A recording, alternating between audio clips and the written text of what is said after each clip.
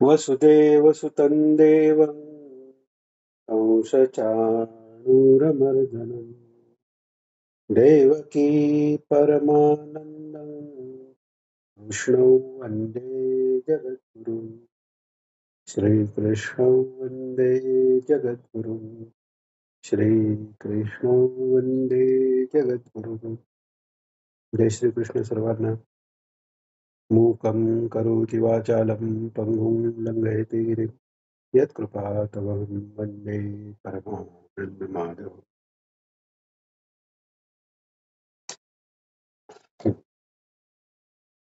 मागील ज्ञानेश्वरी अध्ययन कक्षेत आपण गीतेतला श्लोक 13वा झाला होता. ज्ञानेश्वरीची ओवी 133वी पर्यंत आपण आलो होतो. आता जे वर्णन आहे ते एकतर मागच्या वेळी आपण पाहिलं की अ, भीष्माचार्यांनी सिंहासारखी गर्जना करून शंखनाद केला आणि त्या शंखनाद ऐकल्याबरोबर अ, दुर्योधनाला अत्यंत आनंद झालेला आहे. कारण त्यातला जो उत्साह आहे, त्यातला जो जोम आहे, त्यांनी त्याला लक्षात आलं, की भीष्माचार्य हे युद्ध मनापासून करतायत आणि वीरश्री त्यांच्या अंगात संचारलेली आहे. तर ज्ञानेश्वर माऊलींचं कृपा अशी आहे, की तो सगळा जो प्रसंग आहे, त्यातल्या छोट्या-छोट्या ज्या डिटेल्स आहेत, बारकावे जे आहेत, तेही ते आपल्याला सांगतात.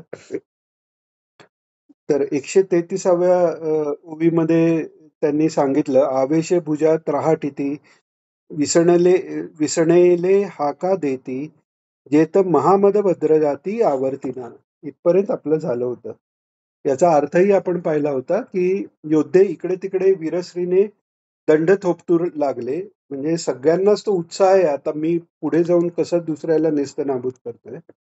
कित्येक युद्धाच्या आवेशाने शत्रूला हाका मारू लागले. ज्याला ज्याच्याशी लढायचंय त्याच्या नावाने पुकारा करून अरे त्याला काही अपशब्द वापरून किंवा त्याला अ, आवाहन करून असे ते हाका मारू लागले. आणि सगळे मदोन्मत्त हत्ती अनावर असे म्हणजे खरोखरचे हत्तीही आणि हे जे रथी महारथी रूपी पराक्रमाचे हत्ती हेही अनावर सगळे झालेले आहेत. आता आपण 134व्या ओवीपासून सुरुवात करतोय पहिल्या अध्यायाच्या. तेत भेडांची कवणमात कांचया केर फिटत जेणे दचकला कृतांत अंगणे घे. असा जेव्हा तो शंखनाद झालाय आणि सगळे योद्धे जे दंड थोपटून एकमेकांना लढायला तयार झालेले असताना जे काही त्यातले भेकड किंवा भित्रे जे आहेत, आता क्षत्रिय जरी असले, क्षत्रिय जन्माला येऊन सुद्धा शास्त्र गुण, शास्त्र तेज हे प्रत्येकात सारखं असू शकत नाही. ब्राह्मण जसे सगळेच ब्राह्मण पवित्र असू शकत नाही, तसे क्षत्रिय हेही सगळेच शास्त्र तेज त्यांच्यात सगळ्यात असेलच असं नाही. काही दुसरा काही व्यवसाय नाही, तेच राजाकडची नोकरी आहे म्हणून आलेले आहेत. काही भिडेखातर आलेले आहेत. नाही आलो तर आपल्याला मारतील म्हणून आलेले आहेत. तर असे जे भित्रे बेकड आहेत, ते ज्ञानेश्वर माऊली म्हणतायत की ते काचया केर फिटत. म्हणजे केर जसा उडतो वारा आला की, तसे ते इकडे-तिकडे पालापाचोळ्यासारखे, केरासारखे उडायला लागले, उडलेले म्हणजे इतरत्र पळायला लागले. आणि ते भयंकर गर्जना जी झाली अ, या एकतर भीष्माचार्यांच्या शंखांची आणि या सगळ्या योद्ध्यांच्या कलकलाटाची, परत वाजंत्रीची सगळी युद्धाच्या भेरी, रणभेरी म्हणतात त्याला, ते सगळं जे वाजायला लागलं, तर त्यांनी इतका जो भयंकर तो नाद झालाय, की त्यांनी मृत्यूलाही भीती वाटून तो तिथे पाय ठेवणार नाही, अशी परिस्थिती निर्माण झाली. दचकला कृतांत अंग नेघे, म्हणजे कृतांत ही दचकला म्हणतायत. माऊली. आणि अंग नेगे म्हणजे त्याच्यात भाग घेऊ इच्छिला नाही. म्हणजे समोर यायलाच तयार नव्हता. असं. 135वी उभी. एका उभयांची प्राण गेले, चांगांचे दात बैसले, बिरुदाचे दादुले हिवंताती. तो भयंकर ध्वनी असा झाला आणि सगळीकडनं जी ती सुरुवात झालेली आहे, त्यांनी काही काहींचे तर तिथल्या तिथे त्या शॉकनी म्हणा, त्या धसक्यानी तिथल्या तिथे प्राण गेलेले आहेत. आणि जे स्वतःला वीर समजणारे, मिमी म्हणवणारे, त्यांचीही दातखिळी बसली म्हणते माऊली.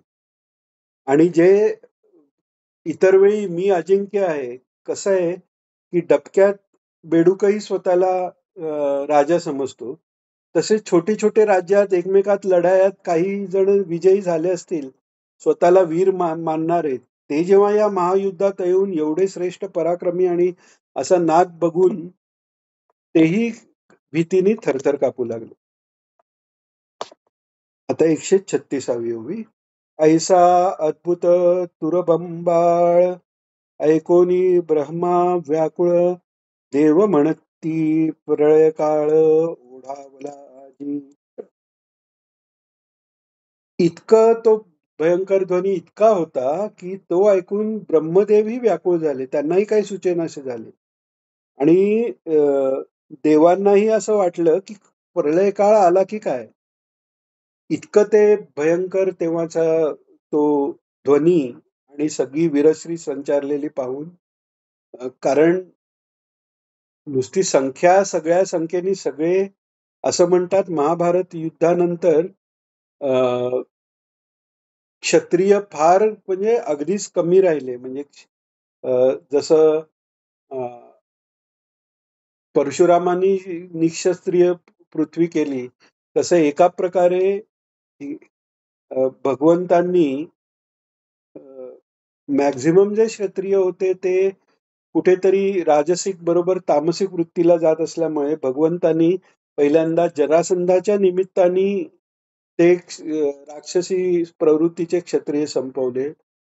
त्याच्यानंतर जरासंध प्रत्येक वेळी 23 औक्षणी सैन्य घेऊन येत होता. इथे महाभारतात कौरव पांडव मिळून 18 औक्षणी सैन्य आहे. जरासंध प्रत्येक वेळी 23 औक्षणी सैन्य घेऊन येत होता. 17 वेळा तेवढं सैन्य मारून फक्त जरासंधाला भगवंतांनी सोडून दिलेलं आहे. इतका तो संहार. आता इथे कसं आहे, इथे नुसतं संख्याच महत्वाची नाहीये. इथे सगळे जे रथी महारथी, अतिरथी महारथी सगळे जे आहेत, तेही इथे आलेले आहेत. म्हणजे इथे अत्यंत उच्च किंवा अत्यंत श्रेष्ठ, अत्यंत भयंकर अशा अस्त्रांचाही प्रयोग होणार आहे.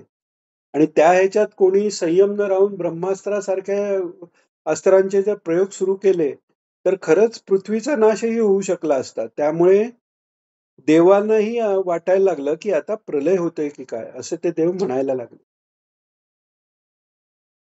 आता गीतेतला श्लोक 14,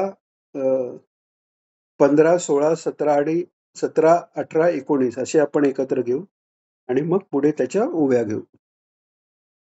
श्लोकांचा अर्थ आपण करत बसण्यापेक्षा ओव्या घेऊन त्यांचा अर्थ घेऊ. आणि या ओव्या म्हणजेच त्या श्लोकांचा अर्थ आहे. 14वा श्लोक. ततश्वेतैर्हयैर्युक्ते महती स्यन्दने स्थितौ माधवः पाण्डवश्चैव दिव्यो शङ्खौ प्रदध्मतुः पाञ्चजन्यं ऋषिकेशो देवदत्तं धनञ्जयः पौण्ड्रं दद्मौ महाशङ्खं भीमकर्मावृकोदरः अनन्तविजयं राजा कुन्तीपुत्रो युधिष्ठिरः नकुलः सहदेवश्च सुघोषमणिपुष्पकौ काश्यश्च परमेश्वासः शिखण्डी च महारथा दृष्टद्युम्नो विराटश्च सात्यकीश्चापराजितः द्रुपदो द्रौपदेयाश्च सर्वशः पृथिवीपते सौभद्रश्च महाबाहुः शङ्खान् दद्मुः पृथक् पृथक् सघोषो धार्तराष्ट्राणाम् हृदयानि व्यधारयत् नभश्च पृथिवीं चैव तुमलो व्यनुनादयन्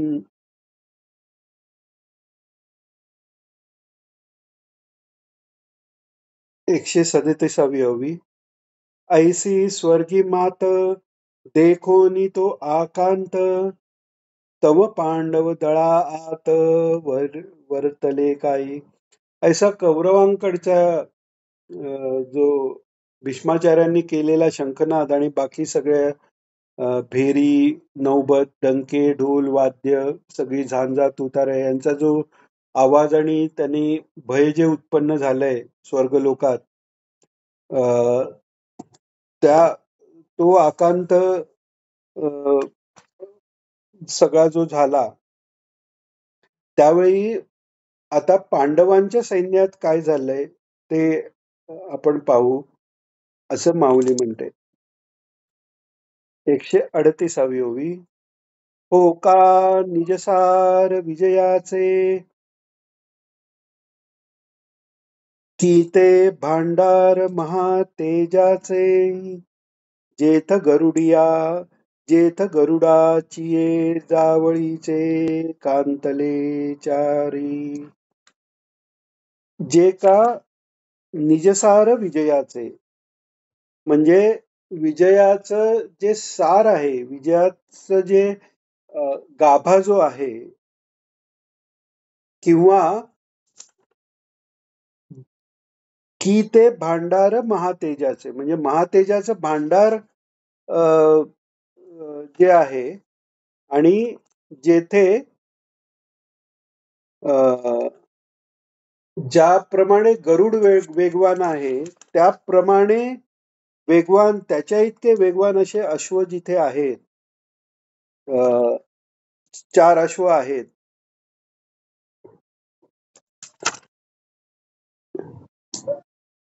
म्हणजेच कुठे तर या अर्जुनाच्या रथाबद्दल हे सांगतायत. तर 138 मध्ये वाक्य पूर्ण होत नाही 129 ही घेऊन आपल्याला 141 पर्यंत घेऊन त्याचा अर्थ बघू म्हणजे कंटिन्युटी राहील.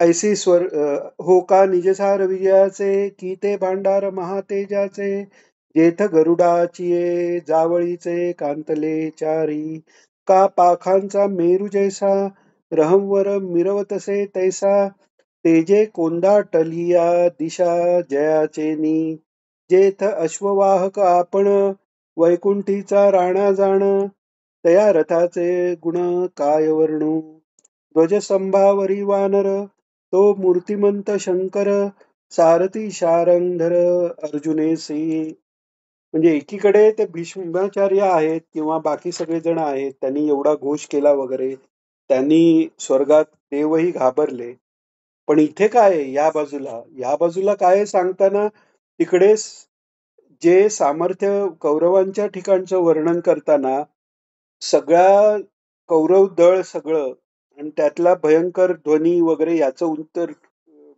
वर्णन केलं. पण त्याला मात द्यायला इकडे काय सांगताना पूर्ण सैन्याचं वर्णन करायचीच गरज आधी पडलेली नाहीये. त्याचंही पुढे केलेलं आहे थोडंफार, पण त्याच्याही आधी तो फक्त अर्जुनाचा रथ म्हणजे ते एक परिपूर्ण एक या सर्व सैन्याला पुरून उरणारा असा परिपूर्ण तो जो एक संघात तिथे तयार झालेला आहे त्याचं ज्ञानेश्वर महाराज वर्णन करतात. तर काय म्हणतात ज्ञानेश्वर महाराज की सर्व विजयाचा सार असलेला आणि थोर तेजाच्या कोठार जणू म्हणजे सूर्य कसं तेजाचा कोठार तसं तेजाचा कोठार असा असलेला आणि गरुडासारखे वेगवान अश्व लावलेला असा जो रथ आहे किंवा तो कसा आहे तर मेरू पर्वत जो आहे सर्वात श्रेष्ठ आणि उंच पर्वत जो मेरू पर्वत त्याला पंख लावल्यावर तो कसा दिसेल तसा तो रथ जो आहे तो तसा दिसत होता. आणि त्याचं तेज इतकं होतं की त्या तेजाने सर्व दिशाही एकदम भरून गेलेल्या दैदिप्यमान असा तो रथ अर्जुनाचा शोभत होता. आणि का तसा शोभत होता? कारण तो रथ चालवणारा सारथी कोण आहे? तर स्वतः वैकुंठपती भगवान विष्णू, श्रीकृष्ण स्वतः तिथे सारथी आहेत. आणि एवढंच नाही, तर त्याची ध्वजा कोणी धरलेली आहे? तर हनुमान स्वतः भगवान श्री शंकर, शंकरांचे पूर्ण अवतार हनुमान आहेत. शंकरांचं सर्वात आवडतं जे काम आहे, शंकर हे शुभ करणारे आहेत. सर्वांचं कल्याण करणारे आहेत. आशुतोष आहेत. कोणी मागितलं ते देणारे आहेत. पण त्यांना स्वतःला काय आवडतं, तर ते सतत रामनामात आहेत. तर असे जे शंकर, त्यांना फक्त मला आता माझ्या आवडीचं काम करायचंय म्हणून त्यांनी घेतलेला जो अवतार आहे. वानर अवतार का घेतला? तर वानरांना खाण्यापिण्याची चिंता फार करावी लागत नाही. स्वतःच्या आरोग्य आणि याची चिंताही करावी लागत नाही. काही कंदमुळं, फळं खावीत ह्या झाडावरून त्या झाडावर म्हणजे प्रकृती ही धडधाकट आहे, सगळं आहे आणि जास्तीत जास्त वेळ रामाच्या सेवेकरता देता येईल असा आपल्या आवडीचं काम करण्याकरता घेतलेला असा तो विशेष अवतार. तो त्याच्या रथावर ध्वज पकडून बसलेला आहे. असा तो रथ आहे. आणि अ, अ, त्याच्याशिवाय अ, रथी ही जो आहे अर्जुन, तो स्वतः मोठा भगवत भक्त श्रीकृष्णांचा भक्तही आहे. शंकरांकडनंच त्यांनी पाशुपतास्त्र स्वतः मिळवलेलं आहे. त्यांना युद्धात तोच देऊन असा अर्जुनही तिकडे आहे. आणि हे जे आता ज्ञानेश्वर माऊली वर्णन करते, त्याची जाणीव सुरुवातीपासून संजयालाही आहे. कारण तो प्रत्यक्ष पाहतोय ते युद्ध. आणि म्हणूनच गीतेचा शेवटचा श्लोक जो आहे संजयांच्या मुखी असलेला, की जिथे यत्र योगेश्वर कृष्ण यत्र पार्थ धनुर्धरा, जिथे धनुर्धर पार्थ आणि योगेश्वर कृष्ण आहेत, तिथेच विजय, श्री, नीती इत्यादी सर्व श्रेष्ठ गोष्टी तिकडेच आहेत, असं तो नंतर म्हणणारच आहे. तर असा जो रथ आहे, रथ म्हणजे फक्त रथ नाही, ती जे सगळ्या संघात सगळं एके ठिकाणी जुळून आलेलं आहे. दिव्य रथ तो आहे. त्या रथाचे घोडेही दिव्य आहेत. अ, भगवंताचे ते घोडे आहेत. तेही दिव्य आहेत. स्वतः भगवंत सारथ्य करतायत. भगवान शंकर हनुमंत रूपाने तिकडे आहेत. त्यामुळे सर्व सृष्टीचं सर्व तेज त्या ठिकाणी एकवटलेलं आहे. असा तो श्रेष्ठ रथ अ, अ, तिकडे आहे.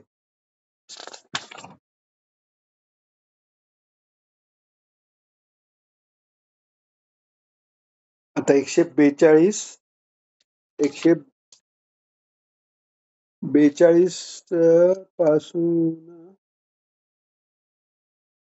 आपण 147 पर्यंत घेऊ.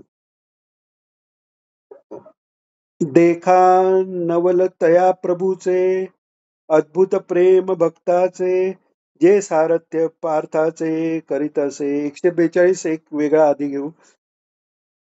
आता इथे प्रभूंचे नवल आहे.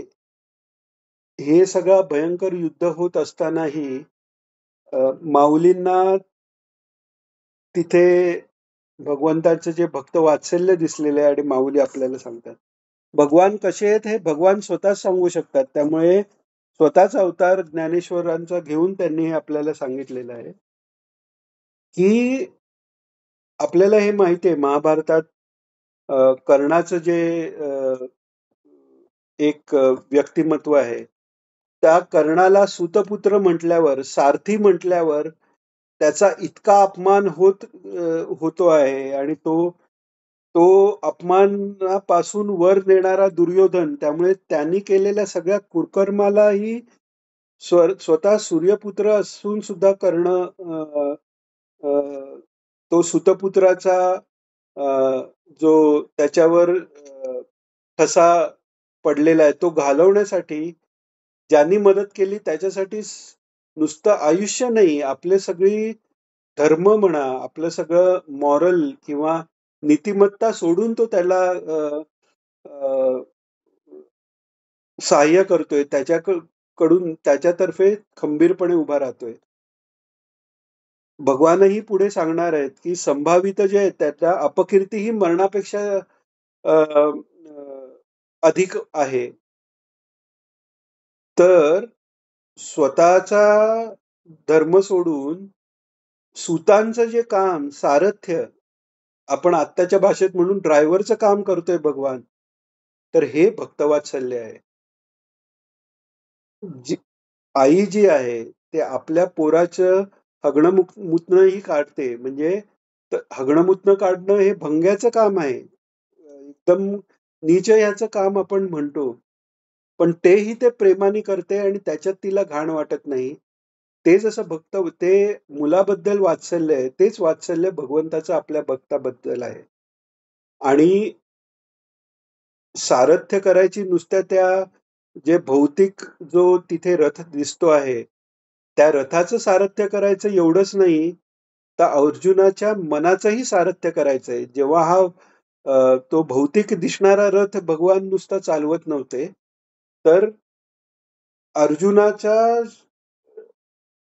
सूक्ष्म देहरूपी रथ जो आहे, त्याच्यात इंद्रियरूपी घोडे आहेत आणि त्याच्यातला जो मनाचा लगाम आहे, तो लगाम भगवंतांनी हातात घेतलेला आहे. म्हणूनच अर्जुनाचं मन जेव्हा इथे-तिथे जायला लागलं, त्या मनावर ताबा आणण्यासाठी भगवंतांना आधीच माहिती आहे, की पुढे अर्जुन म्हणणारच आहे, की तस्याहम निग्रहम वन्ये वायुरेव दुष्कराम. हे मन इतकं आवरायला कठीण आहे, की एखादा वायू किंवा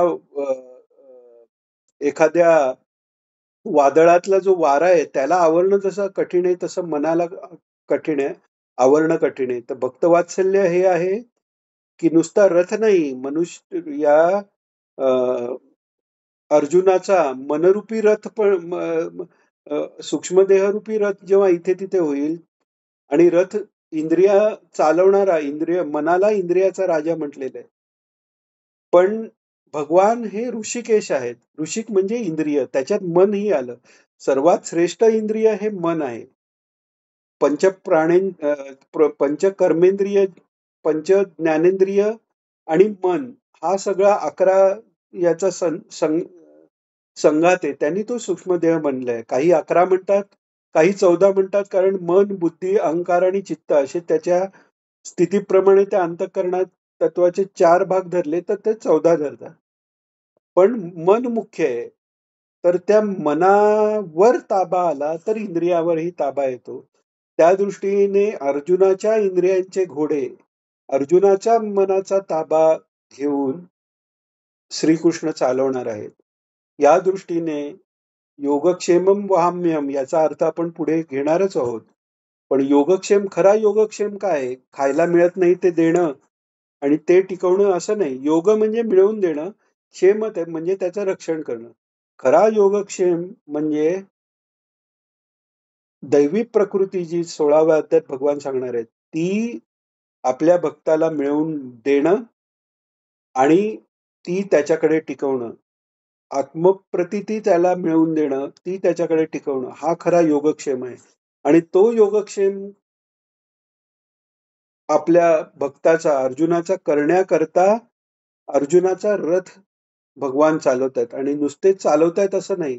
त्या रथावर जी आक्रमणं होतायत, फिजिकल रथावरही आणि अर्जुनाच्या सूक्ष्म देहाच्या दृष्टीने त्याच्या मनावर अ, अ, जी आक्रमणं होतायत समोरचे नातेवाईक पाहून, गुरुजन पाहून, ती आक्रमण पण त्याचाही प्रतिकार भगवंत करतायत. असं म्हणतात, की सगळं युद्ध झालं.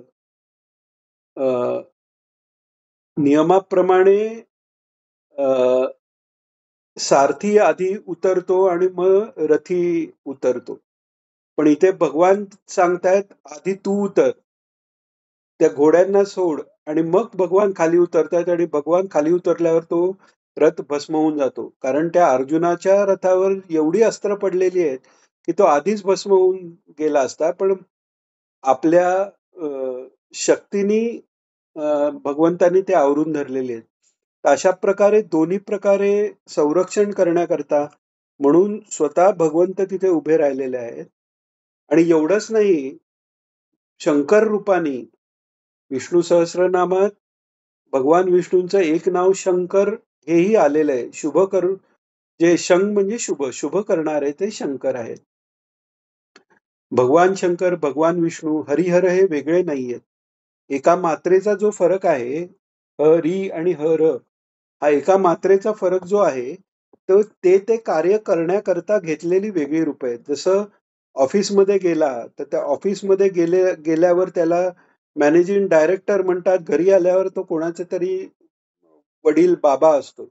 पण माणूस बदलत नाही. त्याचा फक्त घरी आल्यावर कपडे वेगळे असतील, वागण्याची पद्धत वेगळी आहे. ऑफिसमध्ये गेल्यावर कपडे वेगळे, वागण्याची पद्धत. तशी ही 2 रूपं भगवंतांनीच घेतलेली आहेत. तर अशा दोन्ही रूपांनी तिथे थांबून भगवान इतकं ते प्रेम आहे. इतक्या प्रेमाने, इतक्या आणि असं म्हणतात, की युद्ध चालू असताना त्या दिवशीचं युद्ध संपल्यावर अर्जुन निश्चिंतपणे रात्री गाढ झोपायचा. पण भगवंताला झोप नाहीये. घोड्यांना वैरण दिली की नाही? रथाची चाकं बरोबर आहेत की नाही? हे सगळं भगवंतांना झोप नाहीये. कारण भक्ताची काळजी आहे. भगवंताला स्वतःची काळजी नाही. भगवंताला अहंकार नाहीये. पण भक्ताभिमानी ते आहेत. भक्ताचा अभिमान त्यांना आहे. साठी भक्तवत्सल जे आहेत आणि भक्ताभिमानी ते झालेले आहेत. स्वतःचा अभिमान नाहीये. तर असे भगवान ज्या रथात आहेत, त्यापुढे हे सगळे जे काही चाललेलं आहे, भीष्माचार्यांचा शंख असो, स्वतः भीष्माचार्य असोत, कोणी असो, इथे त्रैलोक्याचा राणा तिकडे बसलेला आहे. हे ज्ञानेश्वर माऊली सांगतात. आज आपण जरा थोडं लवकर थांबू. अ, पुढच्या वेळी आज आपले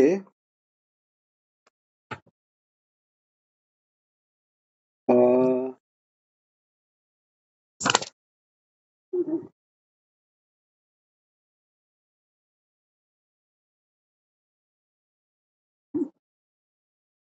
कुठपर्यंत आलं आपलं 142. 142 ओवीपर्यंत आज आपण केलेलं आहे. 143 पासून अ, मला वाटतंय 143 ही आत्ता घेऊ, कारण 142 चा अर्थ सांगताना 143 चा पण ऑलमोस्ट आलेला आहे अर्थ. 143 हवी ओवी. पायिक पाठीसी घातला आपण पुढा राहिला, तेणे पांचजन्य आस्फुरिला अवलिळाची. आपला जो पाईक आहे, आपला जो शिष्य आहे, आपला जो भक्त आहे, त्याला मागे ठेवून स्वतः पुढे सगळ्या संकटाला तोंड द्यायला, सगळ्या अस्त्रांना तोंड द्यायला स्वतः पुढे राहिलेले आहेत. आणि त्यांनी तो शंख वाजवलेला आहे. युद्धात जे भाग घेतात ते योद्धे शंख वागतात. ते योद्धे शंख फुंकतात. नधरी शस्त्र करी सांगे गोष्टी युक्तीच्या चार, हे भगवंत म्हणालेले आहेत. मी हातात शस्त्र घेणार नाहीत हे ते म्हणालेले आहेत. पण शंख फुकला याचा अर्थ खरं युद्ध कोण करतायत? भगवंतच करतायत. ज्याचं धोरण आहे, ज्याची स्ट्रॅटेजी म्हणतो आपण आत्ताच्या कॉर्पोरेट भाषेत, तर ते धोरण ठरवणारं, अर्जुनाला मार्गदर्शन करणारं युद्ध इथे पहिलं लढलं जातं, मग ते युद्धभूमीवर लढलं जातं असं म्हणतात. मनात पहिल्यांदा युद्ध लढलं जातं. कोणतीही गोष्ट पहिल्यांदा मनात तयार होते, मग बाहेर तयार होते.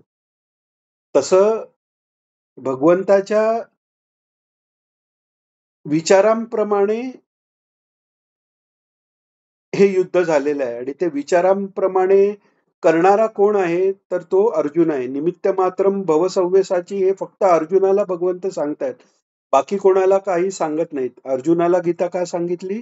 कारण भगवंतच म्हणालेले आहेत, "अर्जुना तू परियेसी, परियेसुनी अनुष्ठसी." म्हणजे तू अर्जुना तू ऐकून घेणार आहेस आणि जे तू ऐकशील त्याच्याप्रमाणे तू वागणारही आहेस म्हणून तुलाच मी गीता सांगतोय आणि तुला मी निमित्त मात्र करतोय. तर अशा ह्यानी तो पांचजन्य शंख भगवंतानी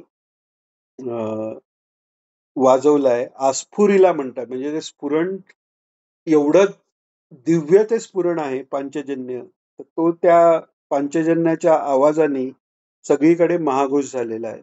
ते आपण पुढच्या ज्ञानेश्वरी अध्ययन कक्षेत घेऊ. 143वी ओवी पहिल्या अध्यायाची झालेली आहे. प्रार्थना घेऊन आज इथेच थांबू. योगेशं सच्चिदानन्दं वासुदेवं व्रजप्रियं धर्मसंस्थापकं वीरं कृष्णं वन्दे जगद्गुरुं. श्रीकृष्णं वन्दे जगद्गुरुं. श्रीकृष्णं वन्दे जगद्गुरुं. जय श्रीकृष्ण सर्वांना.